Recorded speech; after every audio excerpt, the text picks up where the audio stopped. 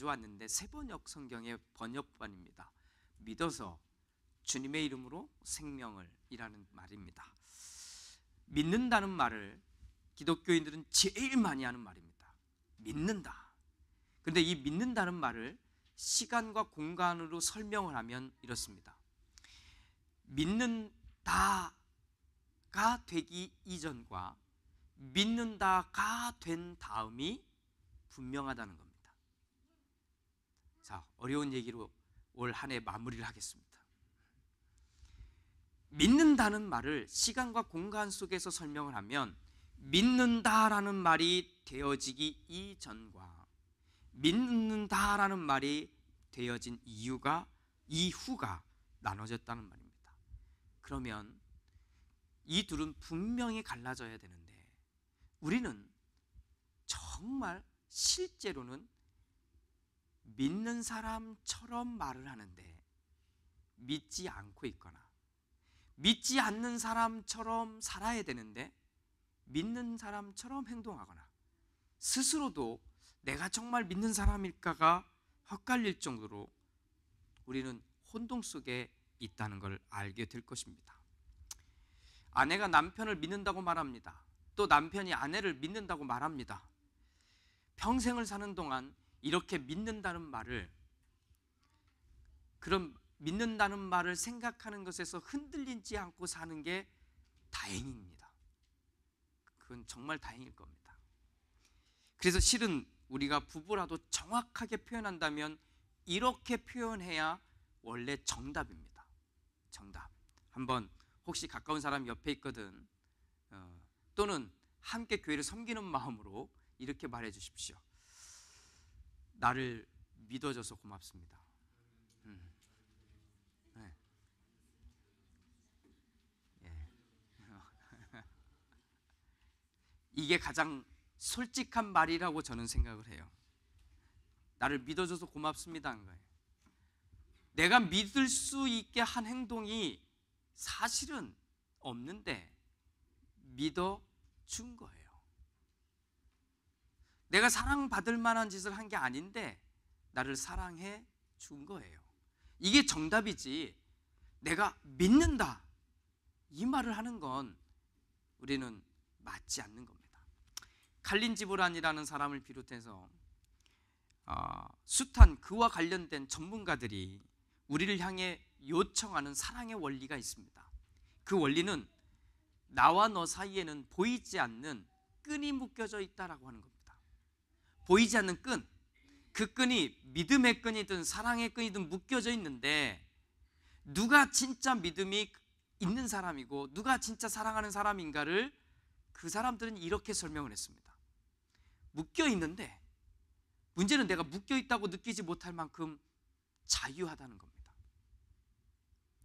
묶여 있는 게 분명한데 내가 무엇을 해도 저 사람이 나를 한 번도 터치하지 않는 거예요. 이것 때문에 핸들링하지 않는 거예요. 이것 때문에 막 이래라 저래라 하지 않는 거예요. 그런데 알고 보면 내가 묶여 있다는 거예요.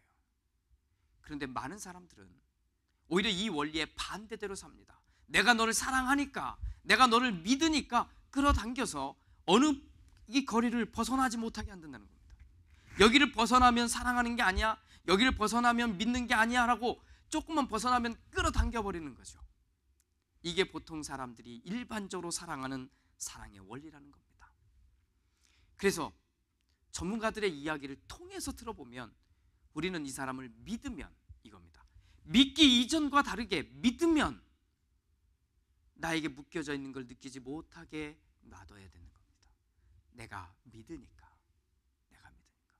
사랑하면 내가 묶여져 있는 것을 상대방이 느끼도록 끌어당기는 게 아니라 모르도록, 이 느낌이 없도록 그냥 내버려 두는 것이 사랑한다는 겁니다. 상대방에 대해서 포기한 사람을 제외하고는, 포기해버린 사람하고는 제외하고는 이처럼 끝도 없이 믿어주는 남편, 이처럼 끝도 없이 사랑해주는 아내가 우리 주변에 정말 있을까? 사실은 더 솔직하게 말해보면 없을 것 같아요. 그래서 이렇게 말하는 게 저는 맞다고 생각합니다. 나와 살아줘서 고마워요 라고 하는 말입니다. 나를 믿어줘서 고마워요. 나와 함께 해줘서 고마워요 라고 하는 말이 사실은 가장 솔직한 말이 되어야 됩니다. 믿음을 가졌다고 교회에서 말하는 사람들도 똑같습니다. 믿음을 가지라고 이 강단에서 목회자들이 믿으라고 그렇게 많이 소리치는 걸 들어보셨을 겁니다. 왜 못 믿냐고, 왜 못 믿냐고, 왜 하나님을 의지하지 못하냐고. 그런데 그 목사님이, 그 목회자들이 강단에서는 그렇게 말하고는 무슨 일이 생기면 사람들을 쫓아다닙니다. 사람들의 의견을 구합니다. 사람들에게 물질을 구합니다. 사람의 방법을 구합니다. 이게 믿는 건가요? 아니죠. 그건 믿는 게 아니잖아요. 믿는 것처럼 말했을 뿐 믿음과 거리가 떨어져 있는 거예요. 그러니 우리는 어떻게 말해야지 그러면 거짓말이 되지 않냐면, 여러분이 나를 믿어줘서 고맙습니다. 여러분이 나와 함께 하나님을 향해서 걸어가줘서 고맙습니다. 여러분이 나와 함께 이 길을 걷는 동안 내가 외롭지 않게 나와 함께 찬양하고 기도해줘서 고맙습니다. 나 혼자 식사 준비하지 않고 내가 같이 식사 준비할 수 있는 나의 벗이 있고 동료가 있어서 고맙습니다.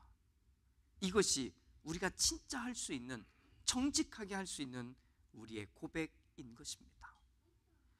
사도 요한 선생님이 요한복음을 전체 다 쓰면서 요한복음을 왜 썼는지를 여기에서 이렇게 기록하고 있습니다. 오직 이것을 기록하면 너희로 예수께서 하나님의 아들 그리스도이심을 믿게 하려 하며 또 너희로 믿고 그 이름을 힘입어 생명을 얻게 하려 함이라. 하나님을 믿게 되면 이 믿음도 앞과 뒤가 있습니다. 전과 후가 달라지는 거죠. 하나님을 믿기 이전과 믿은 이후가 분명히 뭔가 달라져야 되는데, 저는 오늘 말씀을 준비하면서 한 가지를 먼저 소개하고자 합니다. 하나님을 믿고 나면 우리에게 주는, 우리에게 나타나는 아주 좋은 특징이 하나 있는데, 그것은 망각입니다. 망각. 잃어버리는 거죠. 다 잊어버리는 겁니다. 믿음을 갖기 이전에 가졌던 나의 모든 삶과 방법, 이 모든 것들이 다 내게서 잊혀지는 겁니다. 예수 믿기 전에는, 하나님을 믿기 전에는 이게 너무나 자연스러웠는데, 믿고 났더니 이게 자연스러운 게 아닌 거예요. 오히려 더 이상하고 어색하고 힘든 게 되어버린 겁니다. 그 중에 하나가 뭔지 아십니까? 죄를 짓는 행동입니다.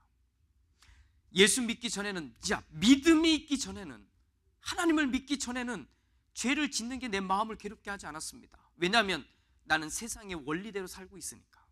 세상의 원리대로. 그런데 하나님을 믿고 났더니 세상의 원리대로 살아가는 그 모습이 오히려 나를 괴롭게 하고, 그것을 떠나 선하게 살아가는 게 내 마음을 편하게 하고 내 영혼을 편하게 하더라는 겁니다. 자, 여러분 주위에 믿음이 있다고 말하는 분들과 한번 우리는 고민해 봐야 되지 않을까요? 믿음이 있다고. 예수 믿고 나니 무엇이 변하셨습니까? 어떤 분은 교회를 다니기 시작하면서부터 잠을 자게 되었다고 말합니다. 틀리지 않습니다. 어떤 분은 교회를 다니기 시작하면서 사업이 잘 된다고 말합니다. 틀리지 않습니다. 어떤 분은 교회를 다니기 시작하면서 자녀들이 성공하게 되었다고 말합니다. 틀리지 않습니다. 그런데 우리가 꼭 들어야 할 간증은, 예수를 믿고 나니 죄를 짓는 것이 점점 더 어려워졌다라고 하는 것이 우리의 진짜 간증인 겁니다. 미워하고 싶은데, 전 같으면 이 미워하는 마음이 나를 괴롭게 하지 않았는데, 예수님이 자꾸만 콕콕 찌르면서 나에게 그만하라고 말씀하는 것 같아. 이것이 내가 믿고 난 나의 증거인 겁니다. 더 갖고 싶어서 아등바등 거리는데 예수님은 이제 충분하다고, 만족하라고 자꾸만 귀에 대고 속삭여 주시니 때로는 괴롭겠지요. 그런데 이게 믿음이 있기 때문에 생겨난 일이라는 겁니다. 더 성공하고 싶은데, 더 인정받고 싶은데, 예수님은 그 기쁨을 이제는 얻으려고 하지 말고 나누면서 살라고 말씀하는 그 음성이 들리는 것, 이것이 믿음을 가진 사람의 모습이라는 겁니다.